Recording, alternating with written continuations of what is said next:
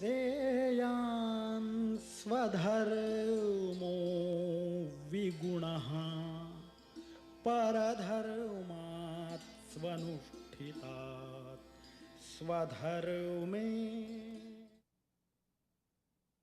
Om Sarvadharma Stapakastvam Sarvadharma Swarupaka Acharyanam Mahacharyo Ramakrishna Yate Namaha.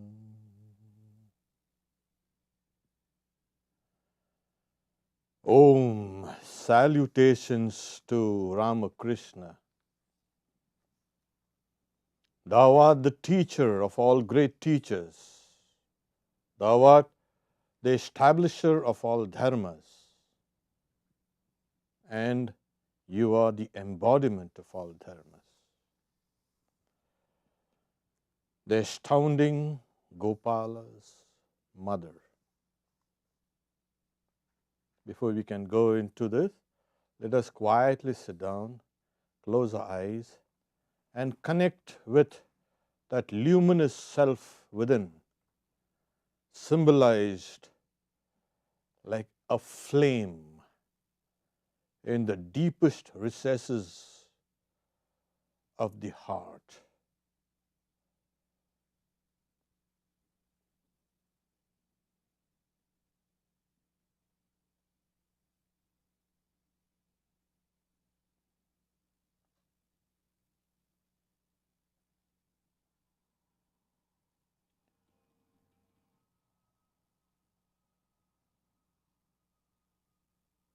Visualize that flame, bright, steady,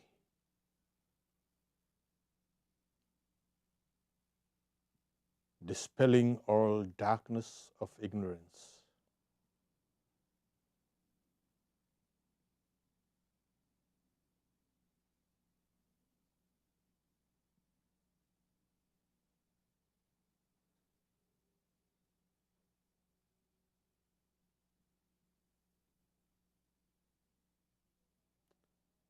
Om, peace, peace, peace.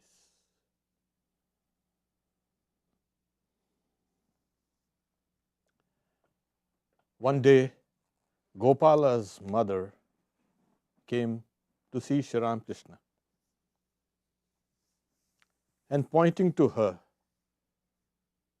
Sri Ramakrishna said, telling all the devotees, inside her there is nothing but God. And that is a big lesson for all of us also. When we close our eyes, I don't know what we see inside. But let us remember that there is that divine shining within. And Gopala's mother had manifested that divine within her. That's why there was nothing but God inside.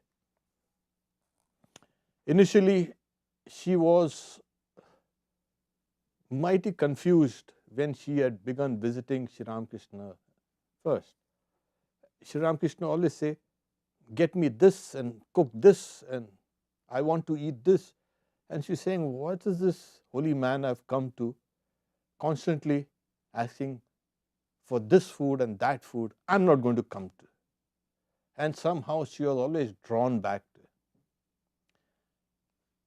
And then she found that it was Sri Ramakrishna himself who was feeding her any delicacy that used to come to her. She once said, why are you so fond of feeding me? Sri Ramakrishna said, you have also fed me with so many things in the past. In the past? When? She asked. In your previous life. Now, this is also another object lesson for all of us. When we do something for God, God remembers it and rewards us. We always think like, oh my, I don't know whether God exists or no. Yeah, but I'm going to do it for me, or everything for me. And the Bhagavad Gita always says, constantly says rather, do things for me and I will save you. And he doesn't want much. Sri Ramakrishna used to tell Girish Ghosh, okay, at the end of the day, just pray to me and offer everything that you have done. That's what we can do. At the end of the day, just offer everything that we have done throughout the day, good, bad, indifferent. Do it for the God, and we will find that it never goes unrewarded, never. And this is what, in the past, in your previous life, even that counts. Forget a past life. You can do it in this life itself. You will get rewarded in this life. So there's a great festival, religious festival called Jagannath. You can say pulling of the Jagannath's chariot. That's the word, English word Jagannath it's come from. So Sri Ramakrishna had extolled Gopala's mother and her spirituality. And the people were now eager to see her. So Balram Bose, the house where he had gone to, he sent somebody to bring her, and they bring her. And before she could enter in the house, he gets into a ecstasy, Sri Ramakrishna. And his posture was exactly like the baby Krishna.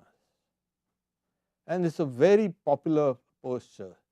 The child is kind of crawling, and then he's got one hand raised, trying to look for something with his face upturned. And when Gopala's mother entered the house and she found Sri Ramakrishna like that, in that state, like in the posture, well-known posture of Gopala, she comes and says, truly speaking, I don't care for the stiff posture. My Gopala should laugh and play and walk and run. What is this? He has become stiff like a log. I don't like to see this sort of Gopal. So this is another striking feature of her, because she was so used to seeing God sporting with her. And she didn't want God to be like a stiff, you can say, log of wood, they say. There was also, though she had reached these kind of heights, it's amazing how Sri Ramakrishna was uncompromising. And she had attained the perfection, yet he wanted her to be perfect in all other details also. So after a few days of staying in that Balram Bose's house, they were returning by boat. And Gopala's mother was there and few other devotees, and along with Sri Ramakrishna. And they were going from Calcutta, they were going to Dakshineshwar. And Sri Ramakrishna was looking at a bundle of something that Gopala's mother was hugging. And he is constantly saying, a person should rely completely on God and should not carry anything which the devotees even give. And he wasn't looking at Gopala's mother, and she became agitated. She's clutching that bundle. She was thinking whether I should throw that bundle down in the water. What happened to Balram Bose and his family, they had given us some essential things like clothes and utensils. They were much needed, which he had no other means. Sri Ramakrishna did not want even that. He wanted complete reliance So somehow she restrained herself from throwing that bundle of stuff in the river.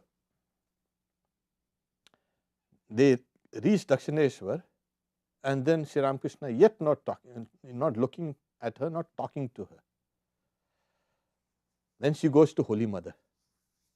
And Holy Mother, she tells Holy Mother, Sri Ramakrishna, he doesn't like the idea of all these things, me carrying away these items. So, Holy Mother, she is very practical. Let the master say what he wants. There is no one to give you gifts, and moreover, you have been given things that you need. So, mother is practical. She said, you keep it, you don't have to chuck it out. Nonetheless, Gopala's mother, she gave away some of the things and carried away the rest. And Sri Ramakrishna was still grave. Then Gopala's mother, she cooked some curries for him and she took it to him. And then, when mother has intervened, Sri Ramakrishna becomes a little soft. Okay. They said, she returned to Kamarhati feeling much relieved. So we had spoken about Swami Vivekananda was that roaring Advaitist, that is, he does not believe in all these forms. He even criticized Sri Ramakrishna. All these forms of God and all you see, they are just kind of hallucinations. And Sri Ramakrishna had gone running to the Divine Mother in the temple of Dakshineshwar, saying, this Naren is saying that it's all delusions of my brain. So mother had smiled, saying, don't worry, he is just a boy now. He'll grow up. He'll accept what you say.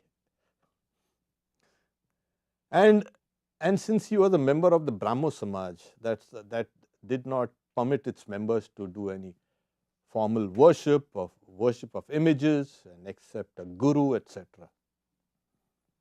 So they were members of that, and he was a hardliner. And to counter all his great Advaitic views and the doctrines of there are no gods and there are no images, he let Swami Vivekananda meet Gopala's mother. And Swamiji was just weeping when she is relating all these visions to him. Earlier, Sri Ramakrishna had warned her, don't tell anybody about what you see in your your visions. Otherwise, they will stop. They will taper away and go away. So she said, is it okay to tell him? It's okay, it won't harm you. And Swami Vivekananda was, he had no arguments against this. And she says, I don't understand anything, my child. Please tell me, are these visions true? And Swami Vivekananda, yes, mother, whatever you've seen is all true. And Sri Ramakrishna is watching the fun. So this is how he made Swami Vivekananda accept that God also is with forms. He is without forms also. So there was one time somebody had prepared some very rich porridge for Sri Ramakrishna. And the disciple had gone to Calcutta, and instead of buying it from the market, which he was instructed to, he goes to a devotee's house, and the devotee prepares the porridge and sends them. And then Sri Ramakrishna said, I had warned you to buy that porridge from the market. Why did you bother the devotees? I'm not going to eat. And then he said, well, it's given by devotees, give it to Gopala's mother. Her eating is as good as my eating. Now this is something amazing, that he had raised her up to his level. So after Sri Ramakrishna had passed away, Sri Ramakrishna passed away in August 1886. She just isolated herself. She was in seclusion for days and days. But after a while, Sri Ramakrishna gave her repeated visions of him, and that consoled her. So she was seeing God all this time in as a personal God, but in the personal God, not with all the power and the glory, but just as a child playing with the mother. The next stage of spiritual life is to see that same personal God as embodied in all things. And this is what happened once when she had gone for a religious festival some other time in the same Jagannath, you can say, chariot, pulling of the chariot. And she says, she saw her beloved Gopala not only in the image of Jagannath in the chariot, but also in the pilgrims who were pulling the chariot. She saw that same God as embodied in all creatures. In another book, this says she saw that Gopala in the heavens and the skies and earth and everything. So she saw that all pervading Gopala. And she says, I was not then myself, and later said, I danced and laughed and created a commotion there. Yeah, it was a great commotion. People were seeing an old lady dancing like crazy and pulling that chariot. Imagine. But they didn't realize what she was saying. And these pilgrims are not few in number during these festivals. They are in thousands and thousands. So she saw her chosen deity, Gopala, in all of them. So after Sri Ramakrishna passed away, she used to go to the first monastery where the monastic disciples had congregated and they were practicing spiritual disciplines, which is in a place called Baranagar. So Sri Ramakrishna had spoken about her spirituality, and the disciples, his monastic disciples, also knew. So they used to sometimes go to visit her, and she used to visit them, and she used to cook for them at times. She felt that these were also my children. So when they went, she saw that place, Calcutta that time was full of mosquitoes. Still, there are some descendants of those mosquitoes still there all around. And they'll take away your sense of calmness and your spirituality even. They'll constantly bite you. It was like when we were young, we used to be in Belur Mad saying, you got to fight against two things, with your mind and with the mosquitoes. And it's always the mosquitoes who win. So some of the disciples had said that they came and saw that the room was full of mosquitoes and other insects, and so they bought her a mosquito curtain and gave it to her so that she could sleep and repeat God's name without any, you can say, disturbance. And she used that first day, and then she was constantly worried if some rat might not nibble at that mosquito net or some cockroach might not do something. And she was so annoyed. She takes down the mosquito net, wraps it in a bundle, and runs back to the monastery at Baranagar and says, they say that she must have she must have started at around 3 o'clock, 5 miles away. And she ran and said, what happened to you? She came early in the morning. It's a curtain that you gave me yesterday. It takes my mind away from God. I don't want it, was the answer. And nothing could persuade her to take it back. That was what. So mosquitoes, etc. Because what happens is, in that state, you don't have any body consciousness. It's not just the mosquitoes, don't bother. The world is absent completely from that, because you are in a different realm. That's what. So there were now disciples who knew, and devotees who knew her spiritual state, and they used to ask her, tell us something about spirituality. And she used to say, look, I'm an old illiterate woman. What do I know about the scriptures? She said, go to those monastic disciples of Sri Ramakrishna. But they used to persist. No, you tell us something. And she used to say, okay, wait. Let Gopala tell me what to answer. So devotees were putting questions to her, and Gopala was giving the answers through her. And she used to say, why don't you answer questions? Hello, Gopala, what is this? And she found Gopala going away. He didn't like some of the questions that were put. Yeah, of course, there are some questions that God also does not like. Forget us.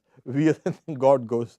And she says, oh, but Gopala has left. Now he's not going to answer any questions. So she got her answers straight from God. That was something amazing. In 1897, Vivekananda had returned from his first visit from the West, and he returned to India. He had sent Sister Nivedita and Mrs. Olibull and Mrs. Josephine MacLeod, these three disciples, to go to meet the old lady at a place in Kamarhati. And she grew up in a very orthodox style. But then when she saw them, these three disciples sent by Vivekananda, she welcomed them. And we've read how Nivedita describes how her room looked and what she looked like and what was her daily routine. And they sat down on her small makeshift bed, and she gave them that puff rice and those grated coconut balls. And Vivekananda said, when they returned, how did you say? And he said, this is the old India that you have seen, the India of prayers and tears, of vigils and fast. That is passing away. So that was the end of a great era. So those kind of people with that kind of spirituality, that was passing away. And passing away what? And what's going to replace it? Yeah, we'll talk about it later. But briefly, it was the new religion of Ramakrishna that was going to be established. So once two women devotees had come to meet Swami Vivekananda and said, we want initiation from you. So he said, you go to Gopala's mother. And she was so kind of confused. No, I'm not going to. And Vivekananda says, you have attained perfection by doing japa. You initiate them. And she was hesitant, saying, no, I cannot. And Vivekananda says, if you cannot give initiation, then who can? Let me tell you, why don't you give your own Ishta mantra to them? So that same mantra that she had used to attain perfection, Vivekananda said, you give that mantra to the disciples. Moreover, what will you do with your mantra anymore? Each one of us, when we are given a mantra, people say, I want initiation, I want this, I want that. Yeah, you be careful. You better perfect yourself to that mantra in this very life, or it's not going to go away. It's going to stay with you. And it will go away only after you have attained perfection. So that's what. So after you attain perfection, then the mantra leaves you forever. Otherwise, no chance. It has sat down on your shoulders and it's not going to leave you anymore. Makes you do it. So Gopala's mother initiated this woman, and then she was, the high standard of, you can say, austerity and renunciation. She wasn't willing to accept any gifts. That's the norm. The disciple will give some kind of gift to the guru. Then later, to acknowledged their love, she did accept it. And then, to be a disciple of a guru like Gopala's mother is very tough. She gives them the instructions. Listen, offer your body and mind to God. Initiation is not insignificant. Do not leave your seat without repeating 10,000 japa in each sitting. While practicing spiritual disciplines, disconnect yourself from thoughts of the world. Start your japa at 3 in the morning so that nobody is aware of it. And again, practice it in the evening. So, my God, it's really, but she was that tough person. And if the guru is tough, you can expect that the disciple also should become toughened. So this was what she had instructed, and both her disciples, they had attained also great heights of spirituality. So when Swamiji had passed away in 1902, when she heard the news, she just fainted and fell, and she broke her elbow. And for days on end, like, she just saw darkness. She couldn't just operate on the normal plane anymore. So Swami Shardananda, knowing her condition, had sent one of his disciples of Sri Ramakrishna, to go and look after her. And she said, "Why have you come to look after me?" Say, "Gopala is there looking after me."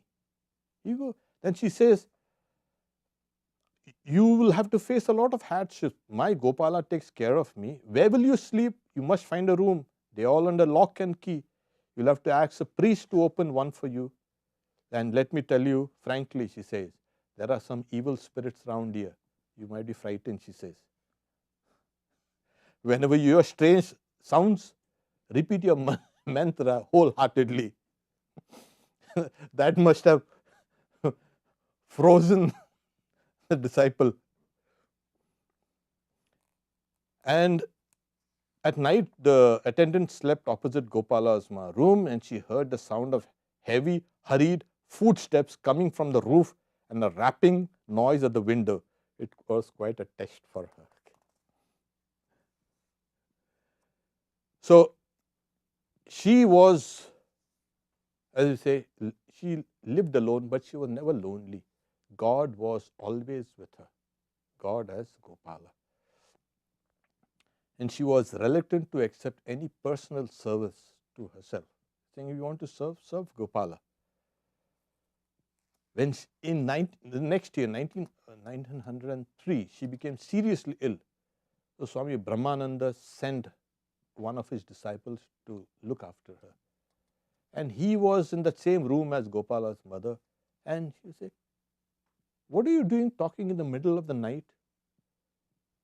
Saying, "What do you mean not talking? I'm talking to Gopala. He was pestering me, saying, I want to go to bathe in the Ganga early in the morning. He said, it's not yet light. The birds have not yet woken up.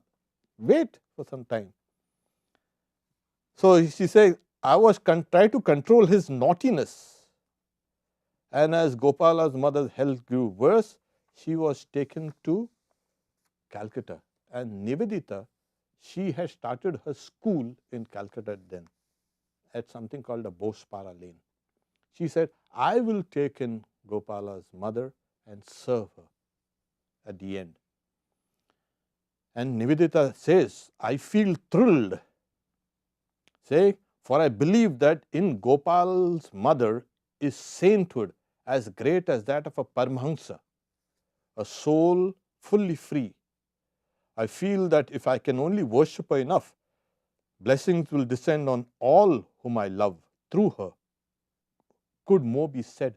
Now she equates Gopala's mother as being equal to one of the highest monks. The highest class of monks are called Paramahansas. Like Sri Ramakrishna was called a Paramahansa. And that was saying so much for Gopala's mother. So one day, Gopala's mother was there. There was a small cat that was seated in Nivedita's lap. So one of Gopala's mother's disciples named Kusum, she pushed the cat away. And Gopala's mother was there. By that time, she was more or less bedridden. She never used a bed. She used to lie down on a mat on the floor. There's a picture of Nivedita fanning the old lady with a kind of a palm fan. And she says, Gopala's mother cried out, "What have you done? What have you done? Gopala is going away. He is gone." So she saw Gopala in the cat as well. This is the idea of seeing God in all beings. This is the highest aspect of Vedanta, that to see God in all beings. And not only all beings, in everything sentient and insentient. So this is the state that she was in there. It is a state of what is called Vijnana. Jnana is knowledge, Vijnana is special knowledge. It is also translated as constant realization. So she had a constant realization that God had become the souls and God had become the universe. So this is, once Holy Mother went to see her towards the end, Gopal's mother sighed. Gopala, she used to call Holy Mother also Gopala, because she should see everybody as Gopala. "You have come. Look, you have sat on my lap all these days." That is as a child, Gopala. "Now you take me on your lap." The Holy Mother took Gopala's mother's head on her lap and caressed her affectionately. The end came on July 8th, 1906. So she was carried on a kind of a makeshift cot, generally wooden, and kept half immersed in the waters of the Ganges. They say this is the very best way to die, to give up your body, not to die. Because the Ganga gives you liberation. And Sri Ramakrishna, in this time, he came saying, the waters of the Ganga are the waters of Brahman. So she was kept at the edge of the river with the water gently lapping her prostrate body. So it was at dawn, as the water touched her, a monk bent down and whispered in her ear the words that everyone would like to hear. Om Ganga Narayana, Om Ganga Narayana. She passed away. Passed away in the sense she was already liberated, just the body was just given out. Thus the curtain fell on the divine drama of Gopala's mother. When the monks went and they found she had only two possessions. One, her rosary, in which she had repeated God's name millions and millions of times, and a picture of Sri Ramakrishna. So Nivedita takes those two last possessions and she keeps it in Belur Math. And the picture that Gopala's mother had of Sri Ramakrishna is now placed in Holy Mother's shrine in Belur Math. Once a disciple asked her for the advice. Then she says, ask Gopala, he is within you. No one can give better advice than he. This is the truth. Cry with a longing heart and you will reach God. So this brings down the curtain to this great life of hers. We have tried to give a brief sketch and not to dismiss any small details. But this is the life that remarkable for its profound, you can say, depths of spirituality. And how an ordinary person, just by repeating the name of God over and over and over again, becomes liberated and can liberate others. She shows us, first, there are different aspects of Sri Ramakrishna. Then she shows that God is the reality. This is not palpable to us now. Right now, we have to take the words on faith that this is a possibility for each and every one of us. And we may not be able to do what she has done, the constant repetition of God's name, removing all support. Even a mosquito curtain was an hindrance. Mind is gone. He's taking a mind away. Oh my God. So as we read this life, we imbibe certain, you can say, truths about how there's another thing called steadfastness. That's what is actually required for any spiritual aspirant. That's steadfastness. You do one thing and then you got to repeat it the next day and the next day and the next day. In any condition, whether your body is sick or your mind is depressed or whatever, it doesn't matter. You will keep on plodding slowly towards that goal. So that is called steadfastness. And we've seen this. For 30 long years, she practiced these spiritual disciplines in solitude. And she was rewarded abundantly.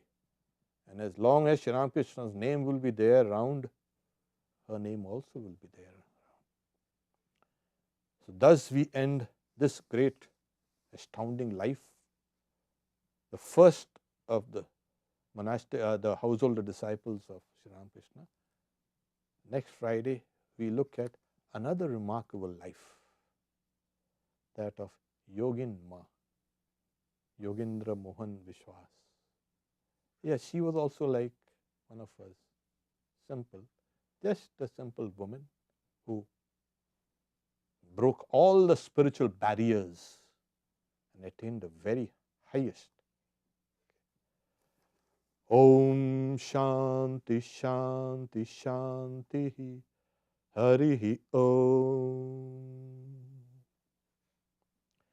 You can type in your questions, please,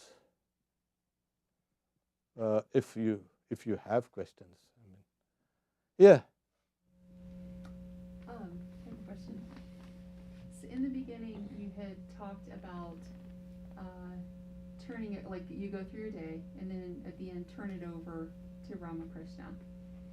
So, working, there's like projects and deadlines and stuff that, I gotta follow up on this and do that. That feels like, you don't have to deal with that, Ramakrishna. You're too good for that. So how do you turn it over but not feel bad about, like, sorry, man, you shouldn't have to deal with this? Yeah, they say you give only Sri Ramakrishna. The question was, you at the end of the day, you offer whatever you have done, thought and said to Sri Ramakrishna. See, and the idea is only give the good things. Don't give God the troubles. Yeah, ritually also they say, see that you give the flower that's perfect. I mean, it's not, petals are not kind of flayed or kind of, there's no worm-eaten flowers or something like that.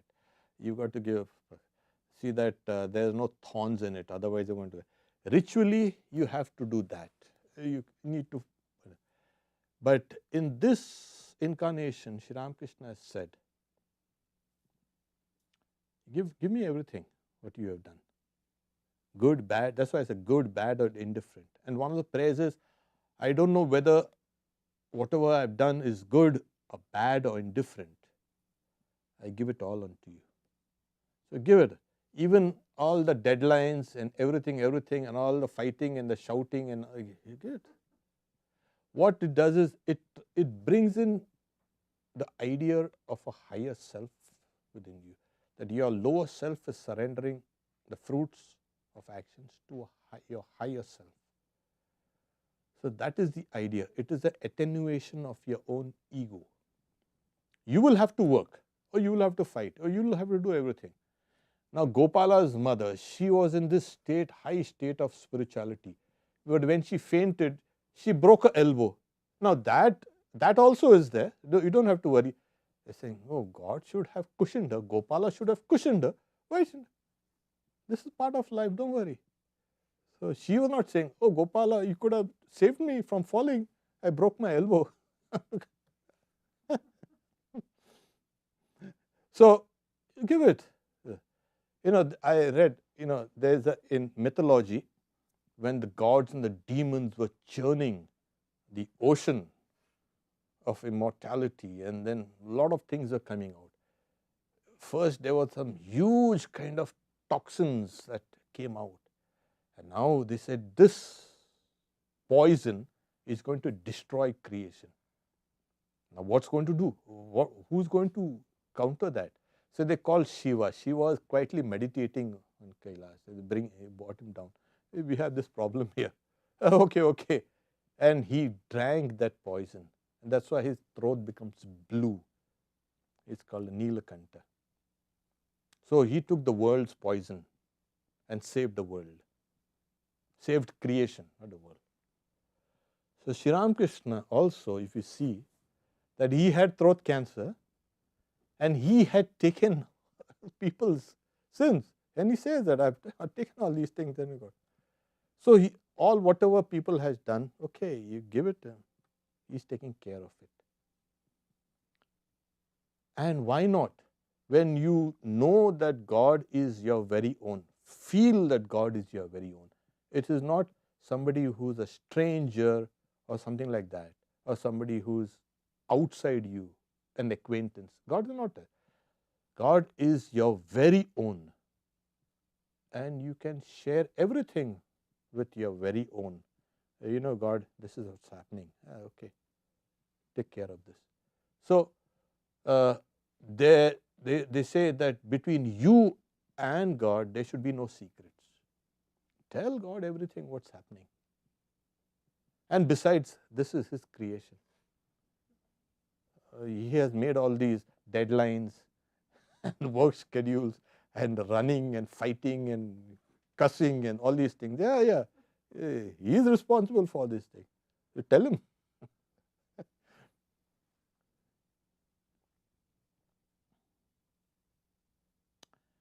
The question is, when Gopala's mother confirmed her visions with Swami Vivekananda, was she trying to confirm if these visions were not hallucinations? No.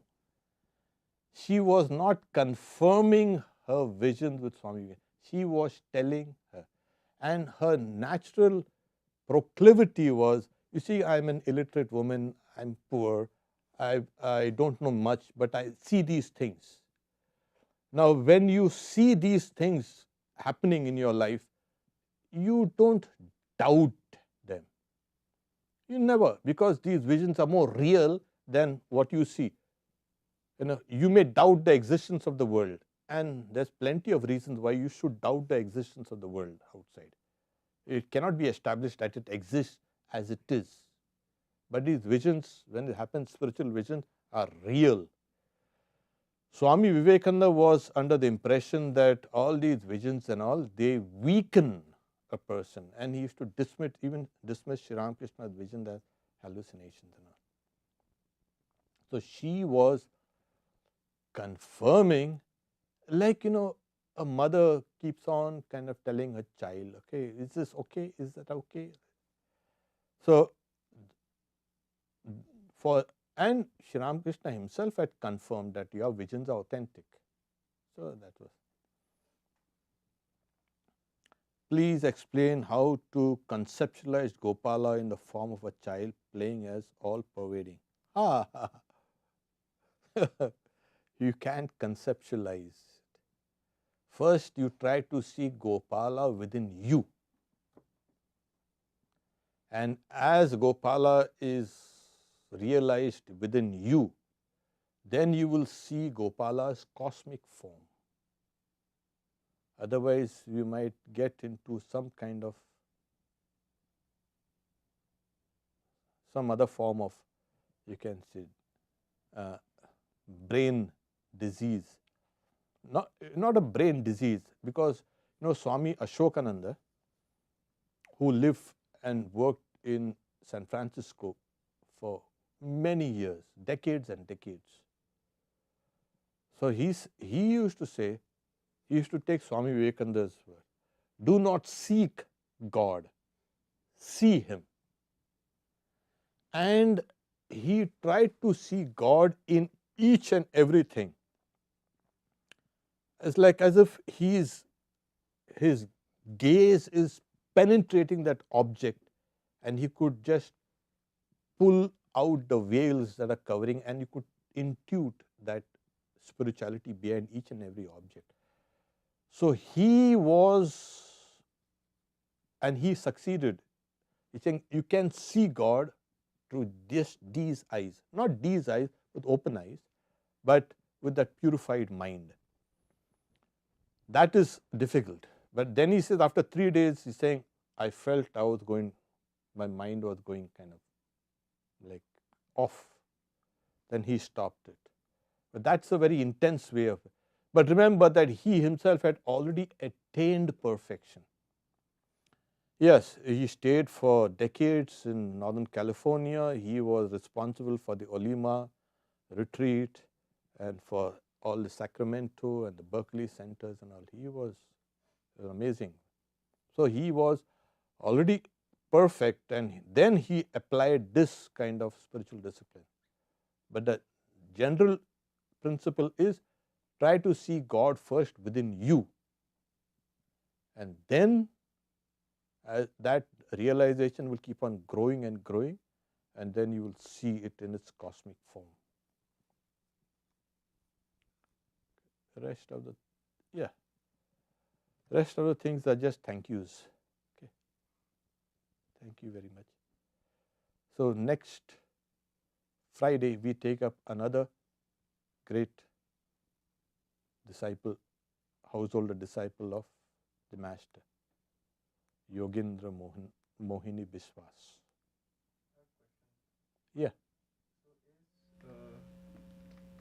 The vision, not sure if it's Gopala or someone else who had the vision of, she thought that Holy Mother was like not great, but then Sri Ramakrishna appeared and said that she and her are the same. Yeah. Is it Gopala? No, it was Yogi. Okay. Yeah, that was.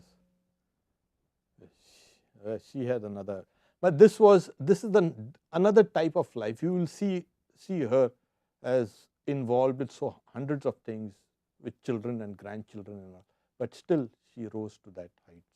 Okay. Om Shanti Shanti Shanti Harihi Om Tat Sat Sri Ramakrishna Arpanamastu. So Sunday, the topic of the class will be spiritual dimensions of freedom. So there are about 10. So we'll go one by one, and you can find out where exactly you are.